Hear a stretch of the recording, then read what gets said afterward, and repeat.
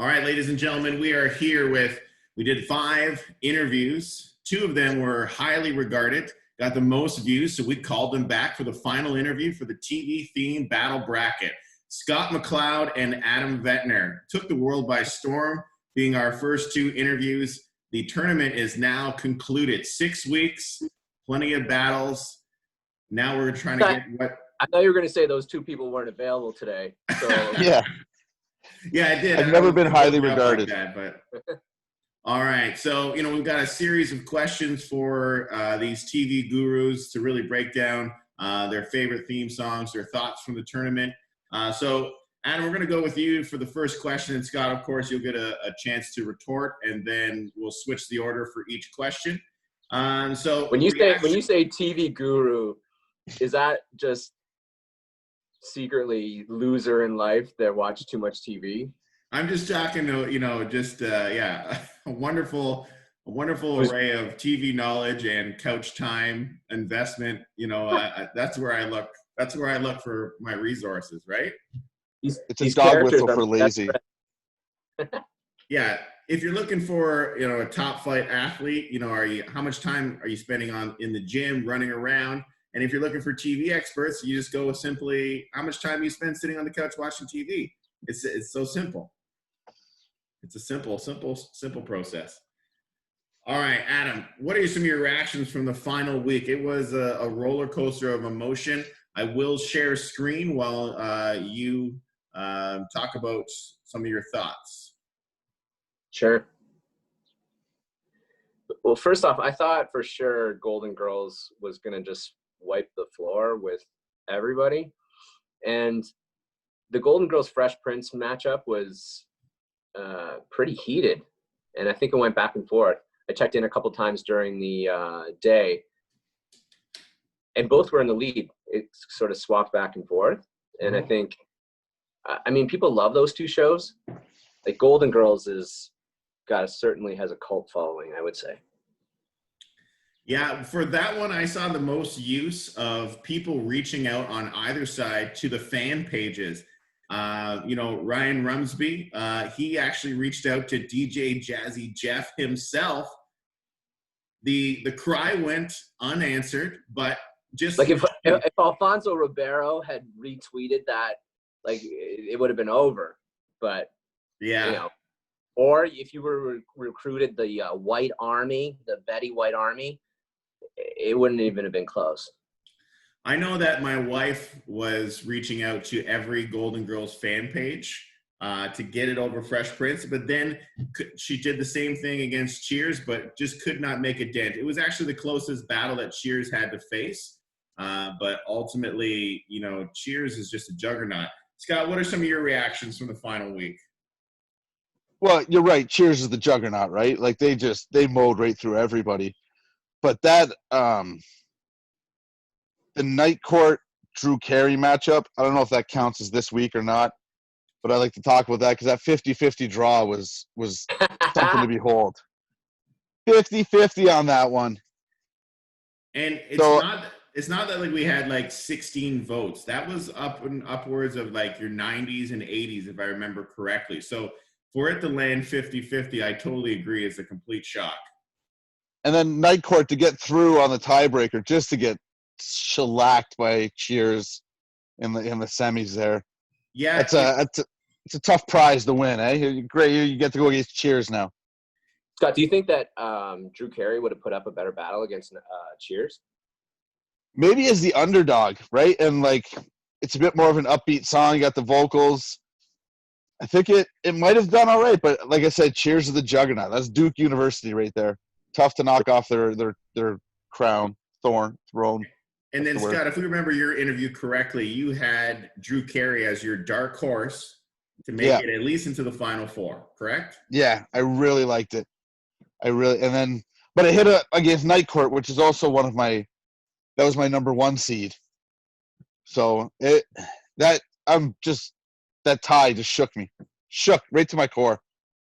But the Drew Carey show hasn't lived on. Like no one's streaming that, and it's not on, in the afternoon when you're just coming home from work and you flip on the TV. Like it's disappeared. Yeah, Yeah, it it kind of used to sort of. be. Go ahead, Scott. It used to be. It used to be right in that like 4 o'clock TBS era. But yeah, you're right. There's nothing. It's a good show. It's underrated. Theme song right through the whole show. The whole thing's underrated. And the interesting thing is when you look at the journey of Cheers and the closest battle up until the finals against Golden Girls was actually back in round 2. Cheers up against Transformers. Transformers actually gave it as Stop. close a run. Transformers getting out of the very first week against Belvedere. We don't need to go back. We don't need to go back and talk about it. But that was the biggest tragedy of this whole entire TV bracket. So you're still harboring some Mr. Belvedere moments. No, that was it. That was my last gasp, but I just wanted it to be out there. The Transformers didn't even deserve to be in. Wow. Okay, you might lose some. You might get some threatening DMs on your at Operation 180 Twitter there. So you got to be careful. My 14 followers are they're irate right now. You got to be careful. And we might get at least 10, 15 views on this video. So you got to really be careful on who you're. This could go, viral. All right, Scott, we're going to get started with you. We've already talked about this a little bit, but just what were some of your emotions coming from Thursday when we had the Golden Girls versus Fresh Prince? We had 157 votes. So that's almost, upwards of 90 to 100 more votes than we had on a daily average. We're usually hovering around 60 to 80 votes. What are some of your thoughts? So I saw in the finals, I saw your lovely wife. She like you said, she reached out to all the fan groups. Yeah. So I didn't realize she did that the week before or the day before with Fresh Prince or whatever it was. So I feel like maybe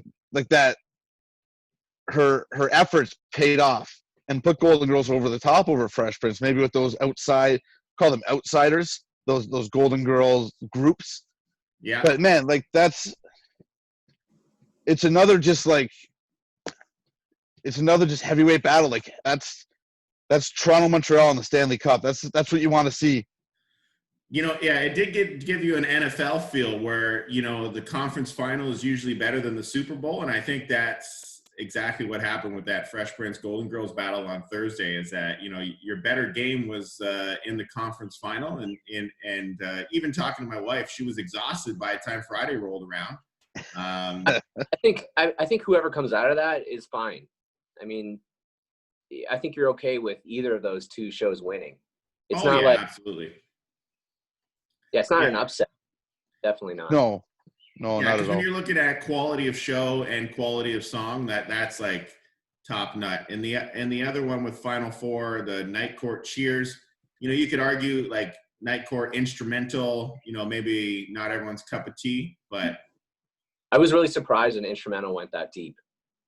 Like to get an instrumental in the Final Four, I think that's pretty impressive. An instrumental though. What a jam. I stand by it. That bass intro, the saxophone solo, the whole thing. It's a gem. It deserved to be where it was. I just want to reveal something right now to Scott. Married with Children versus WKRP in Cincinnati. Yeah. It was tied at midnight, and I reached out to some personal friends to put WKRP over the top. Well, you're a real sack of crap, Adam, but we already knew that.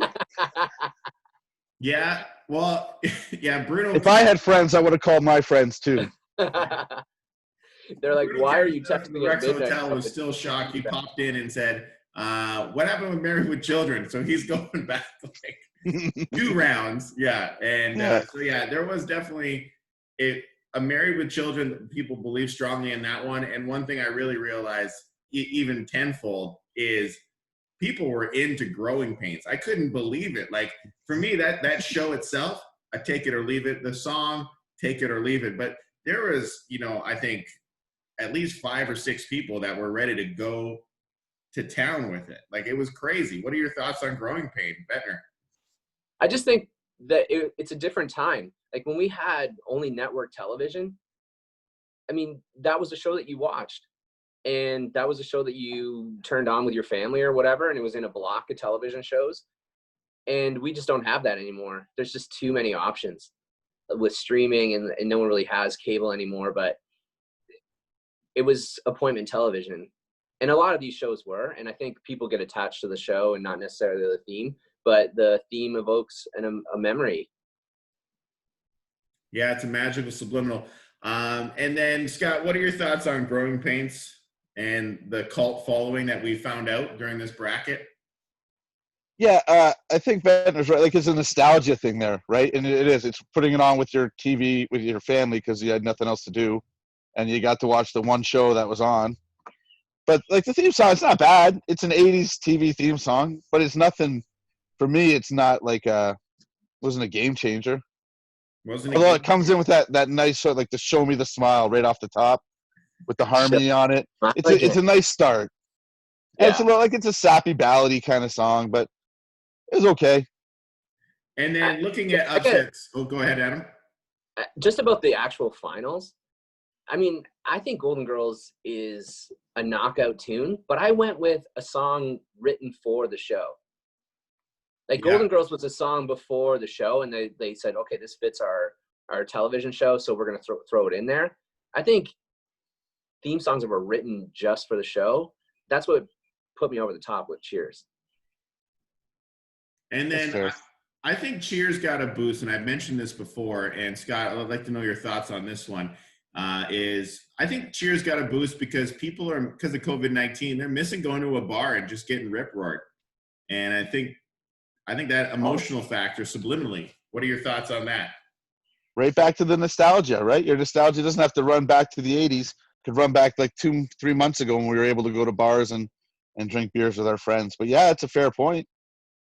All right, looking at top upsets. So Ventnor, outside of Mr. Belvedere losing in the first week, did you see any other upsets where you were like, wow, okay, let's take a pause?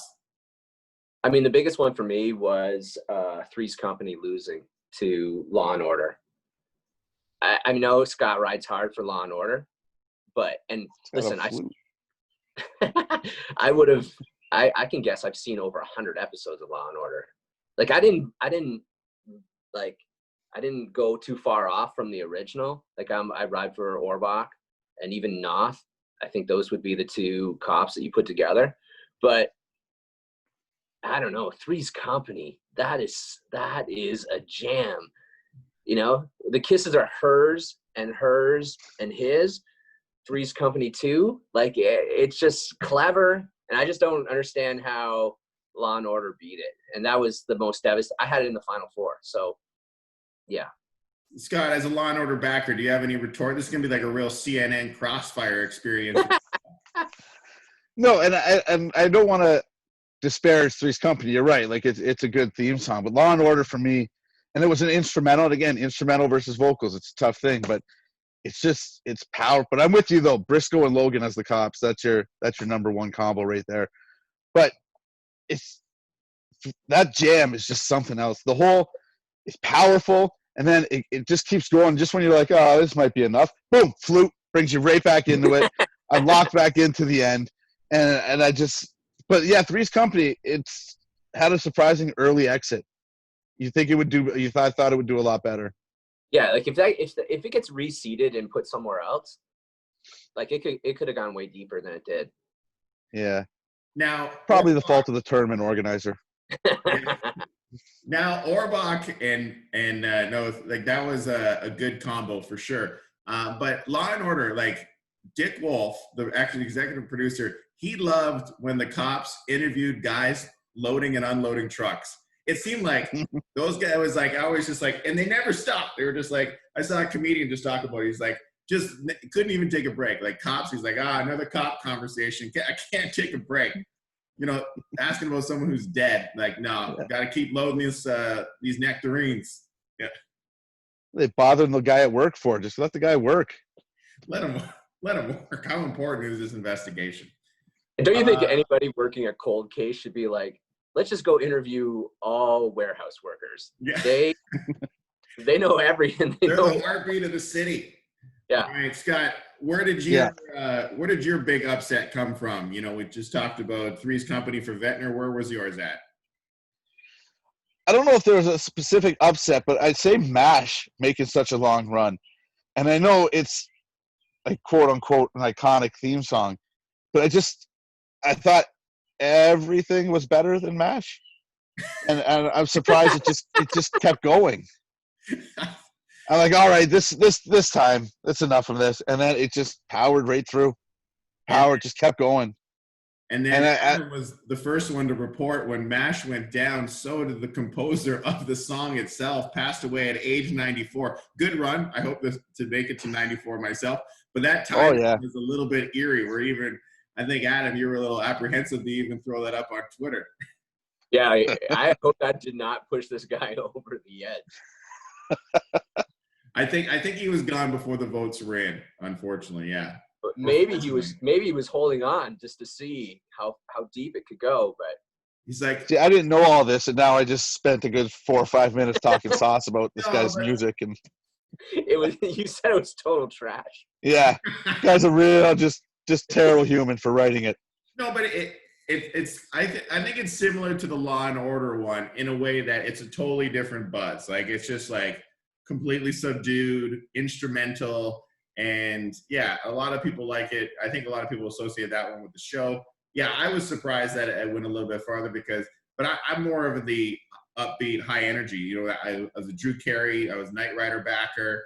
You know, those ones that gave it a little more pop. Where, you know, Law and Order and MASH, it's a totally different like attention switch there. All right, and I'm gonna go. I'm gonna go to Scott for this one, and then we'll give you a chance a little bit later. But if you could be in any of these shows, any of the shows that were in the bracket, what show would you be in? Wait, like be in them like I'm a participant in the show itself? Yeah, I don't know if it's a cameo or you're a regular character, but like, what's the one show you're like, yeah, I'd like to be in that show? Holy Lord. Well, the last time I said Married with Children, and I would like to go to that show because it seems like it would just be a party in the early 90s. But you know what? I'm gonna maybe steal Ventnor's answer. I'm gonna go Mr. Belvedere. I'm gonna want an elderly Englishman to care for me for a whole week. And you'd be in Pittsburgh. Yeah, I'd be in Pittsburgh, drop kicking jackets. But Scott, I could definitely see you as now, especially with the goatee, as like with Married with Children, just as one of Kelly's boyfriends coming in. You know, that'd be a great spot for you. You need like a leather jacket. She really liked those early 90s rockers. Yeah. Leather jacket, probably some bandanas at some point around something. Yeah, you're pretty much an early 90s rocker, if I remember the 90s correctly. Yeah? I also feel like I'm developing David Faustino's hair. It's going to be a Grandmaster B impersonator before you know it. I think he was doing promo spots for some local Niagara wrestler, if I remember seeing it correctly. Is that right, That's an expose I want to see. Where is Bud? Yeah. But I'll have to dig it up, but on who the wrestler was. But I think he was like he's basically the one of the managers for the Runner Right. He does radio spots on 91.7 FM. So that's amazing. That's my dream job. Like, I always wonder how much money these people have. Like, Bud was iconic. He must have just burnt through it, and now he's doing local spots for wrestling. Come on. But you know what? Yeah, it's funny on who has it. Yeah, so it's Jay Moore. So the @Moore Infamous is on Twitter. So check it out. He does have Bud in there doing a quick spot for him on the Twitter. Yeah. Nice. And but yeah, you take a look at like extra characters like what's his name? Who was on this is a great little thing. Big Bang Theory, who's on Roseanne, right? He's had like this ridiculous long career, and he's been attached to so many different franchises. He's been in National Lampoon's Family Vacation. He's just like had this long career, but he's not like super talented. But Bud, he's in, he's out, gone. See you later. I feel like you just call him up anytime you want. Like, I could just. We may have to do that. Yeah. Next time, we'll bring in some more celebrities next time we do a run. All right, Ventnor, if you could be in any of these shows, what show would you be in? Well, first off, the last time I got out of Canada was to go to Miami. So Miami Vice, just to hang out in Miami again, would be pretty awesome. You get to wear those pastel suits, do a ride along with Crockett and Tubbs. That would be all right. But I think the obvious answer is Star Trek Next Generation. Just go to space. Go to space. So easy. Go to space. Yeah. Now, we had a lot of talk last week in my interview last week, but with the Miami Vice, is there anything more indulgent than Miami in the 80s? Like, it's just over the topness. Lots of blow. Yeah. So much cocaine. They could call Miami Vice like Cocaine Cops, and you still have a successful show. And just knowing that there is a teenage pit bull, Mr. Worldwide or Mr. Teenage Worldwide during that time, just floating around the streets, probably hustling, just becoming the Mr. Worldwide we know and love right now. And if you want to see someone stick out like a sore thumb, when I'm in Miami, it's not good. Everyone there is beautiful. Everyone is beautiful. Yeah. Then there's look how that guy has not seen the sun in a long time, or the gym. Yeah. So. Excuse me, sir. I noticed you. I saw you sweating through your Wilco shirt. I just wanted to see how things were going. And please let me know what the heck Wilco is. Thank you. Yeah. Yeah. All right. So breaking it down, what are your top Canadian theme songs? So we had some good Canadian runs there. A lot of them didn't make it past round 2, unfortunately. But if we were to break this down in a Canadian version, where would your hearts be? Adam? Well, first off, I had 3 that come to mind quickly that weren't in the competition. Friendly Giant, the Friendly Giant. Yeah. Mary put the little tiny furniture down, and the serious pan flute action. And then Hockey Night in Canada. Oh, yeah. Like, you talking instrumentals. You would have put that in, I think it would have went deep. I know it didn't really fit the 80s and 90s theme or whatever, but I think that people would have just felt obligated to choose that. But the number 1 is The Littlest Hobo. Yeah, Littlest Hobo. I definitely got a few direct messages and texts after the bracket was like, "Where's Littlest Hobo?" So that was definitely on the list there. But like, I would shut the show off after the theme. I didn't care about some dog wandering around saving people's lives. Like, how many wells can people fall down? But that theme is awesome. That's definitely one of the shows. There's a few shows that we've been talking about where I want to be in the room for the pitch. That one, Littlest Hobo, I want to be in the room for the pitch. So it's like, and at the end, after he saves everyone, they're just like, "Oh, there he goes." He just walks down. Like, who lets a dog just go? Like bye, hero dog. He's gone. Off to save another one. But like, I would like to see a spin-off of that. Like, Littlest Hobo falls on hard times, and then, what he's doing now, he's like snatching purses and, doing all this stuff, like becomes like the anti-hero. Something to think about. All right, Scott, what are your top Canadian theme songs here? Well, from the bracket, Degrassi, either high or junior high, either one. It's a sing-along song. I knew all the words. I still know all the words.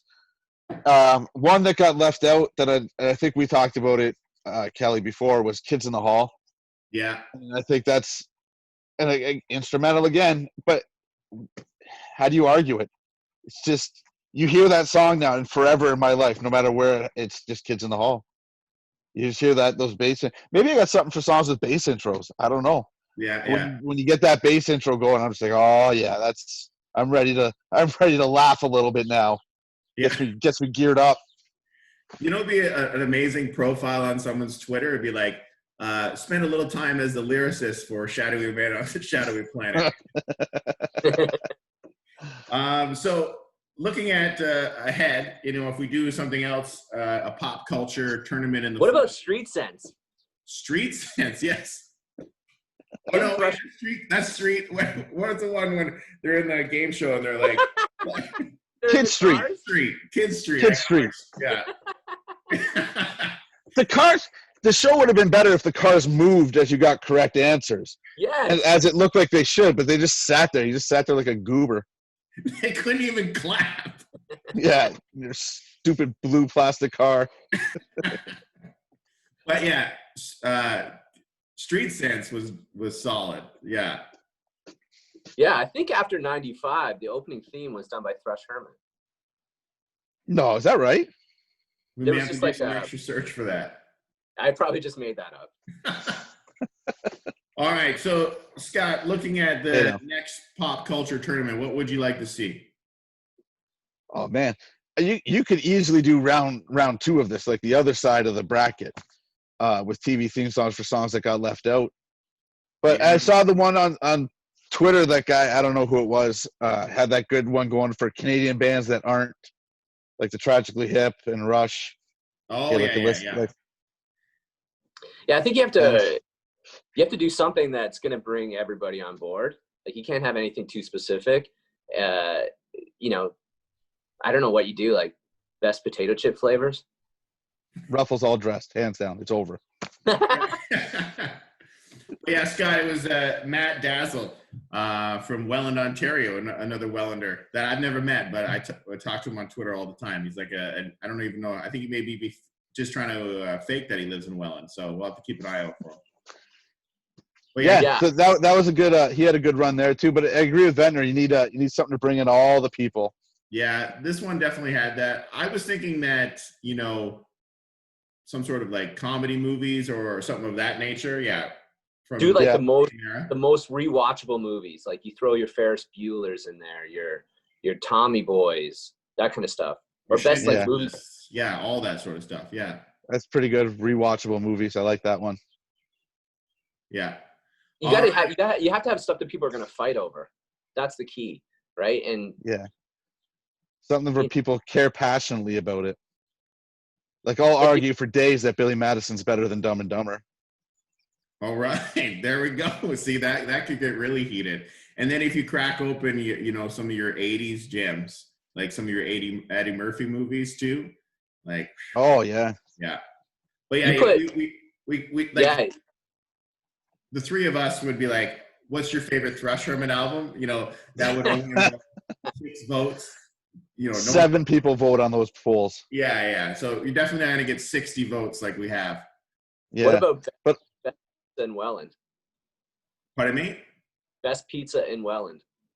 Oh boy. All right, well, we're not trying to start any wars here. Try to be friendly. All right. Well, we'll gather up these ideas. Anything you guys want to tell the audience before we send off on the TV theme battle bracket? I just want to thank you, Kelly Jones. Okay, thanks. You brought Twitter together when it was falling apart. Oh, it was ugly, yeah. Yeah, you definitely fixed Twitter. It's all better now. Yeah, no problem. No one's hating on each other. Everything's perfect. All right, Well, thanks great. for spending time with us. Adam, Scott, we'll see you guys soon. We'll be doing, hopefully, fantasy football in a couple months, but, fingers crossed on that. Couple champions in this chat right now. That's what you got. I got to get you that championship belt. That's All right. Sounds great. Okay, I'll talk to you guys soon. Thank you.